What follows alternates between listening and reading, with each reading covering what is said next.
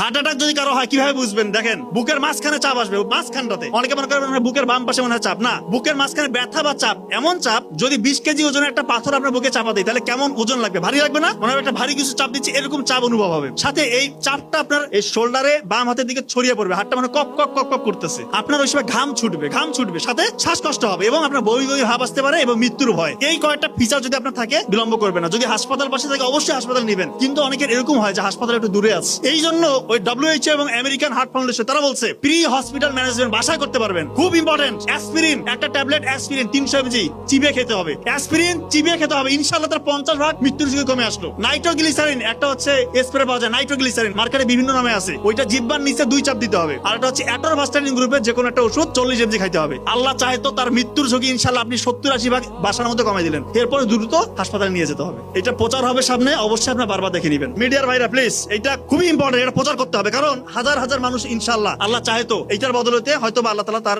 জীবনটা রক্ষা করবে।